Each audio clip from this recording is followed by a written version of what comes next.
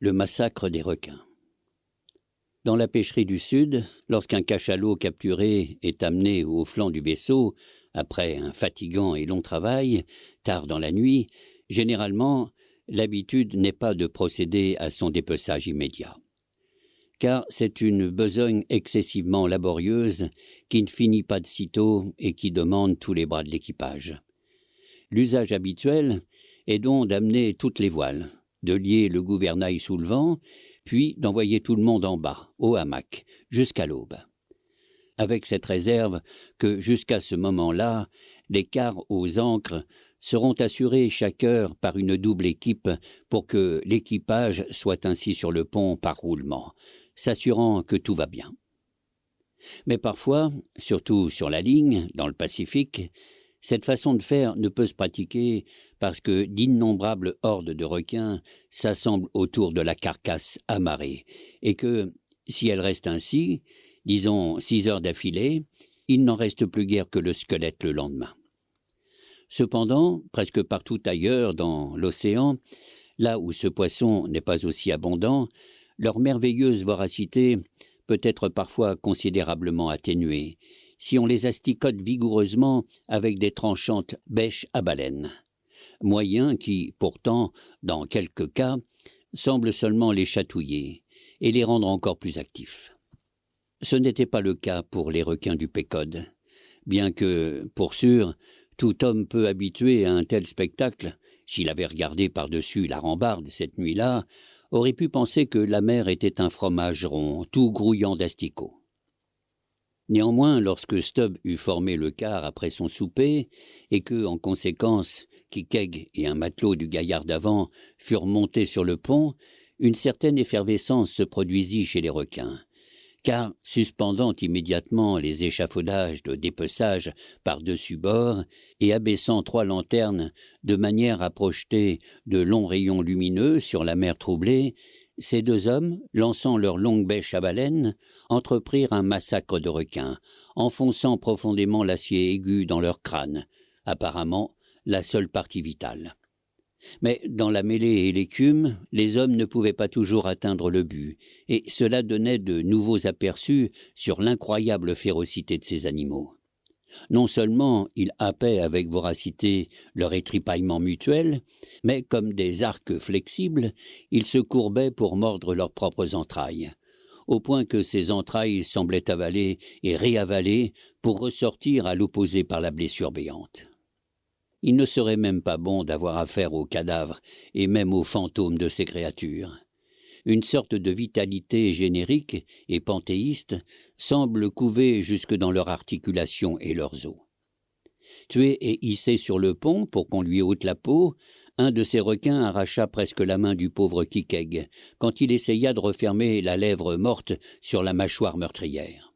« Kikeg s'en foutre du dieu qui a fait ce requin !» s'écria le sauvage en secouant sa main douloureuse.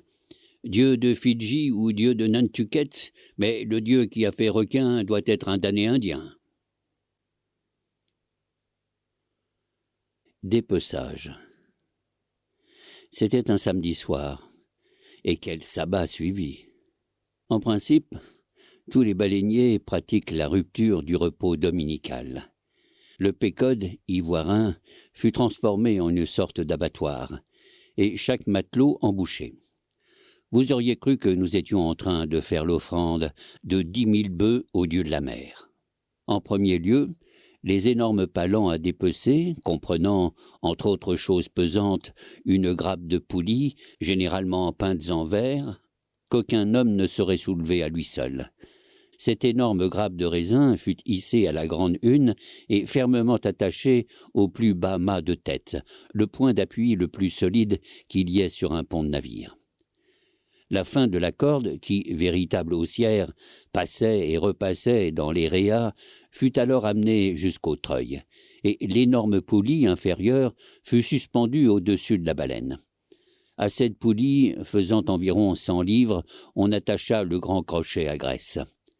Et alors, installés sur les côtés, à des degrés de différente hauteur, Starbuck et Stubb, les seconds, armés de leurs longues bêches, commencèrent à creuser un trou dans le corps, juste au-dessus des deux ailerons, pour y planter le crochet.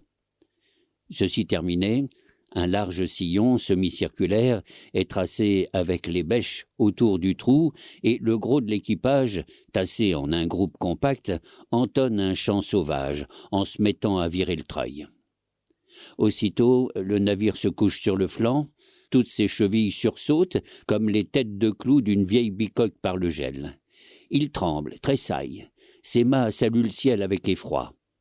De plus en plus, il penche vers la baleine. À chaque tour de treuil correspond un secourable soulèvement des vagues. Enfin, un claquement brusque et rapide éclate. Avec un grand bruit sifflant, le navire se redresse et s'écarte de l'animal, et le palan triomphalement reparaît aux yeux, entraînant le morceau semi-circulaire de la première lanière de graisse. Or, comme la graisse entoure et enveloppe la baleine exactement comme l'écorce d'une orange, on peut la détacher du corps en longue spirale, comme on pèle parfois les oranges.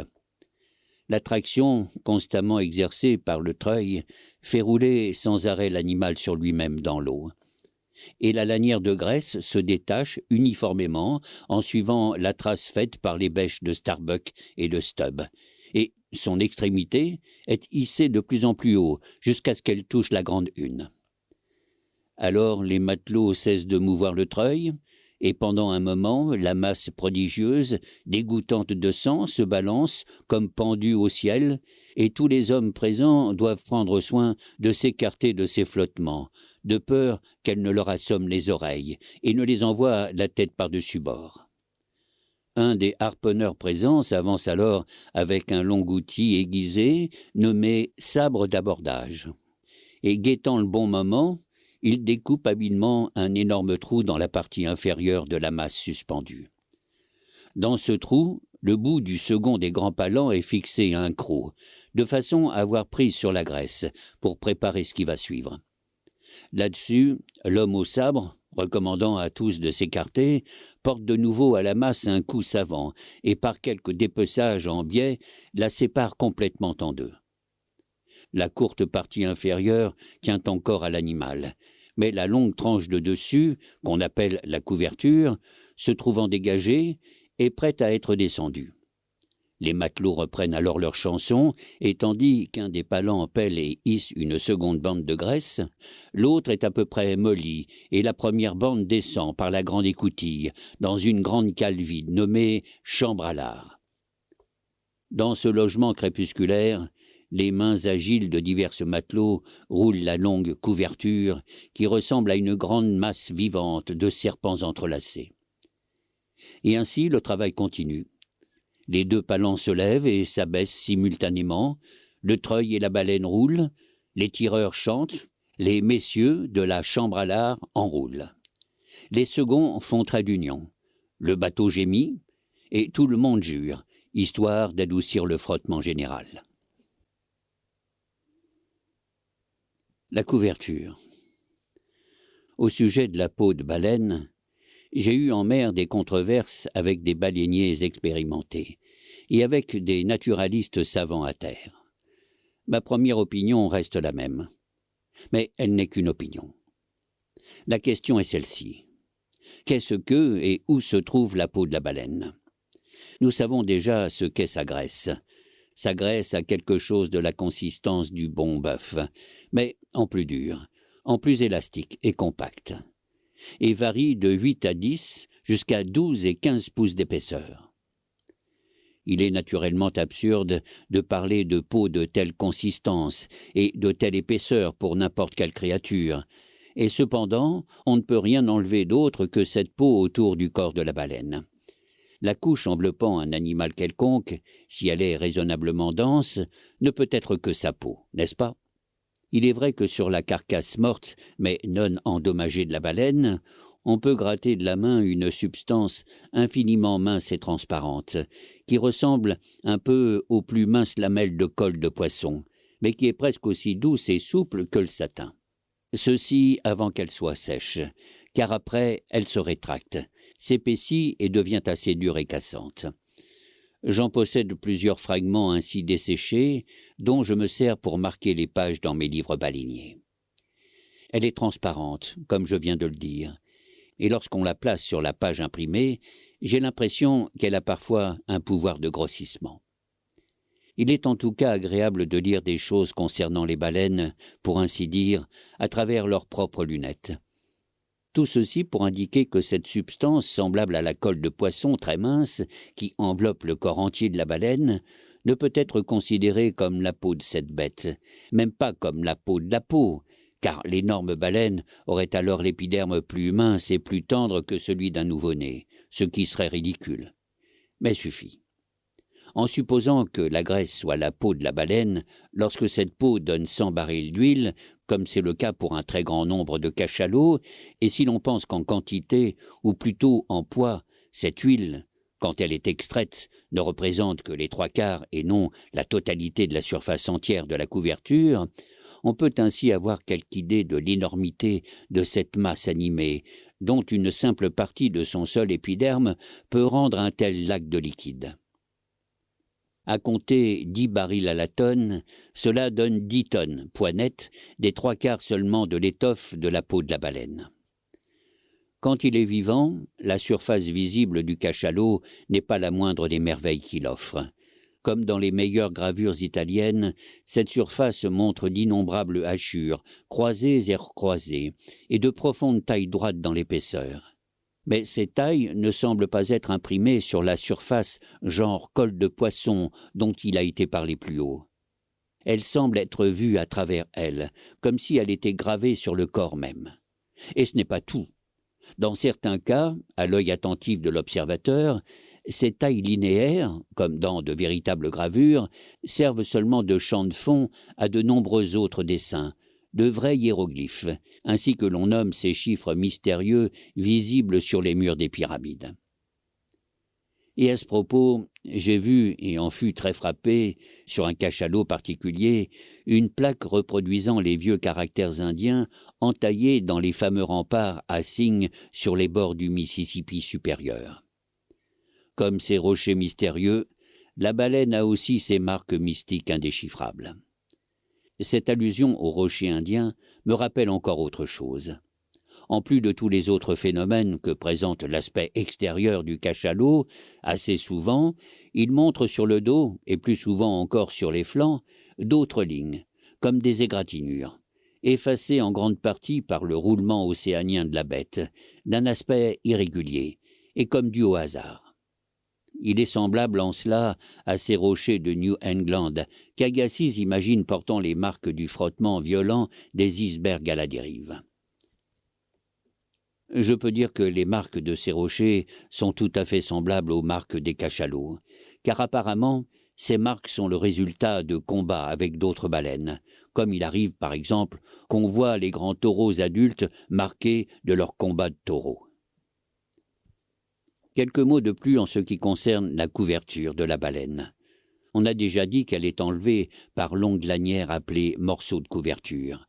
Comme la plupart des termes marins, celui-ci est plein de significations, car à vrai dire, la baleine est enroulée dans sa graisse comme dans une contrepointe.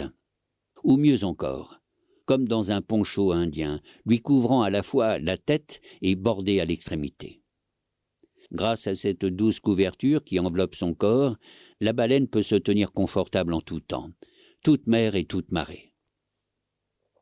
Que deviendrait par exemple une baleine du Groenland dans ces mers glaciales du Nord, pleines de chocs, si elle n'avait pas cette douillette? Il est vrai que l'on trouve d'autres poissons extrêmement maigres dans ces mêmes eaux hyperboréennes. Mais ceux-ci, remarquez-le, sont des poissons à sang froid, sans poumons, et dont le ventre est un frigidaire. Des créatures qui se chauffent au contact d'un iceberg, comme un voyageur, en hiver, se délasse devant l'âtre d'une auberge. La baleine, elle, comme l'homme, a des poumons et du sang chaud. Faites geler son sang et elle meurt. N'est-il pas merveilleux que ce grand monstre, pour qui la chaleur interne est aussi indispensable qu'elle l'est à l'homme, se trouve immergée jusqu'aux lèvres, sa vie durant, dans ces eaux arctiques, alors que les marins tombés par-dessus bord y sont parfois retrouvés des mois après gelés, raides au cœur des glaces, comme mouches dans l'ambre. Et il est plus surprenant encore d'apprendre par l'expérience que le sang d'une baleine du pôle est plus chaud que celui d'un nègre de Bornéo en été. Il me semble qu'ici se manifeste la rare vertu d'une vitalité forte et toute personnelle, l'effet de murs épais, l'avantage d'une large corpulence intérieure. Ô homme, admire et efforce-toi de ressembler à la baleine. Toi aussi reste chaud parmi les glaces, sache vivre dans un monde autre que le tien. Sois frais sous l'équateur, que ton sang au pôle demeure liquide, comme le grand dôme de Saint-Pierre et comme la grande baleine, garde en toute saison ta chaleur personnelle. Mais comme il est facile, et désespérant aussi, de prêcher ces belles choses. Combien de constructions ont un dôme comme celui de Saint-Pierre?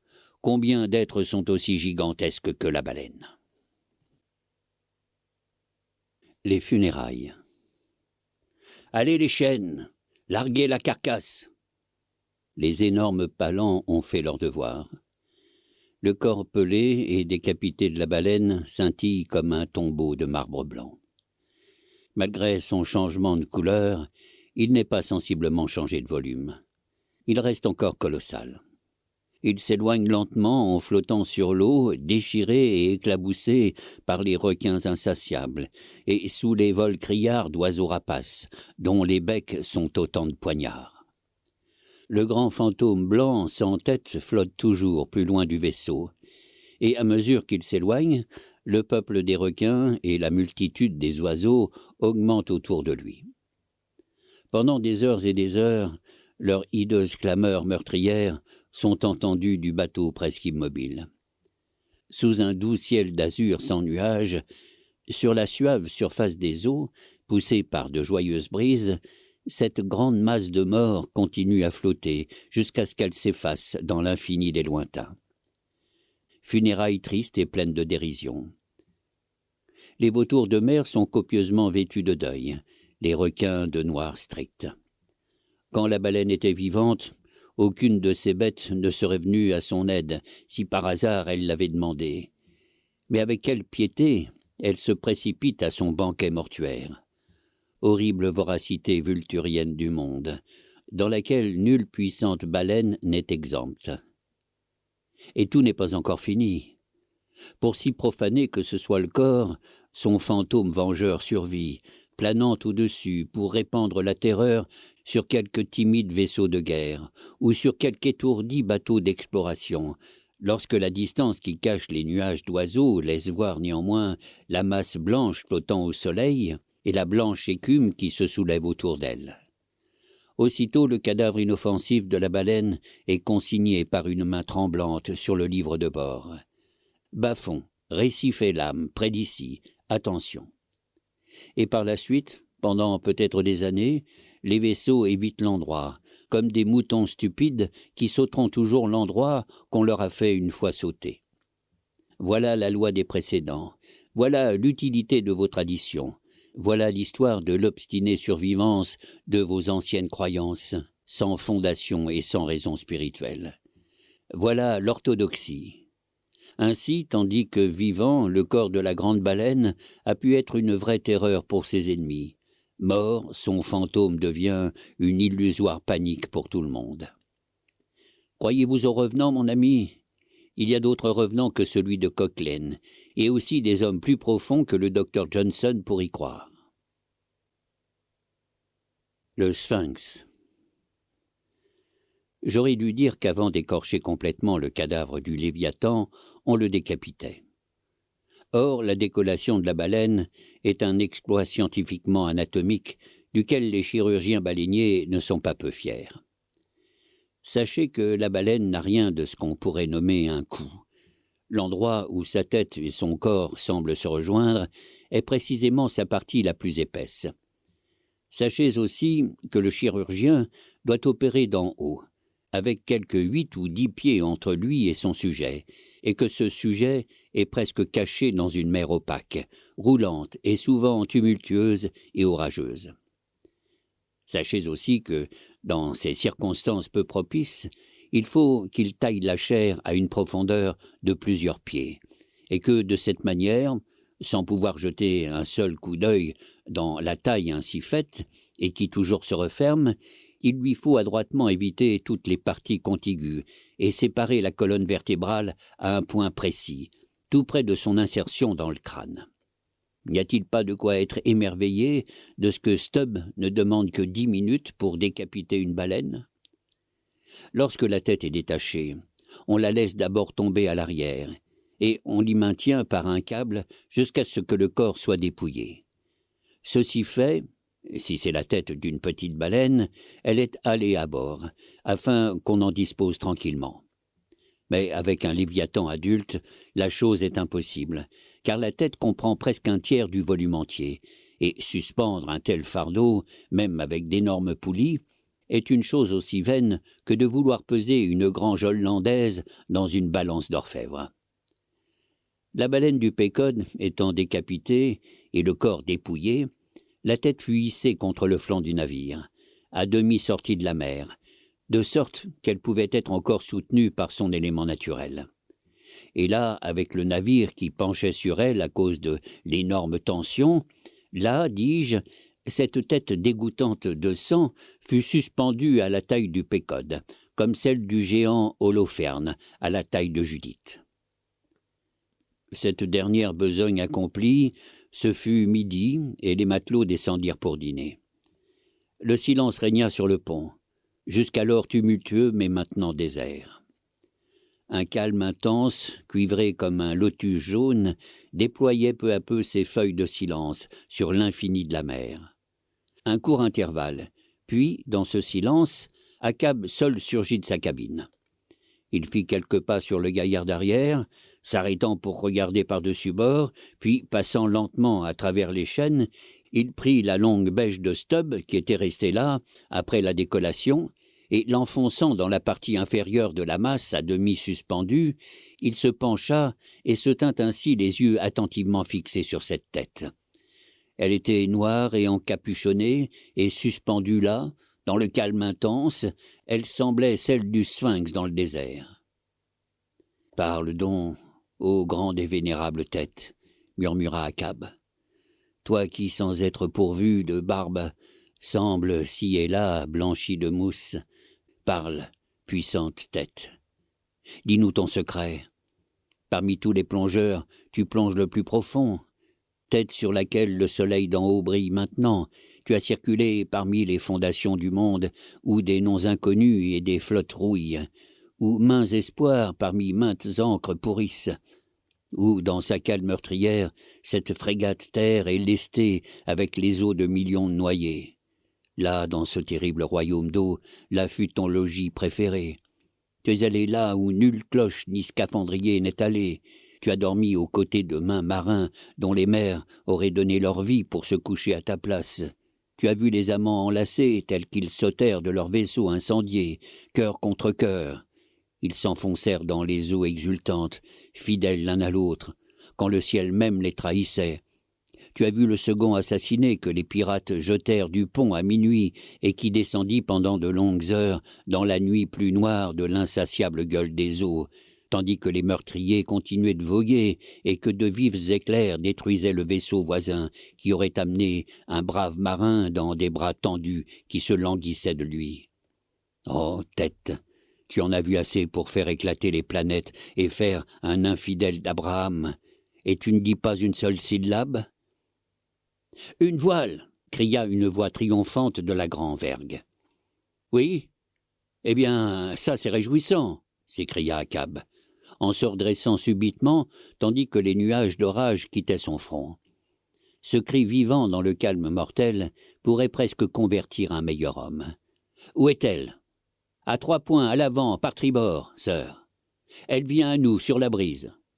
De mieux en mieux, mon homme. Je voudrais que saint Paul vienne par le même chemin et qu'il me donne de l'air quand j'étouffe. Oh, nature! Oh, âme de l'homme! comme au-delà de toute expression, vous êtes enchaînés d'une manière analogue. Pas le plus petit atome ne bouge ni ne vit sur la matière qui n'est sa réplique rusée, son double dans l'esprit.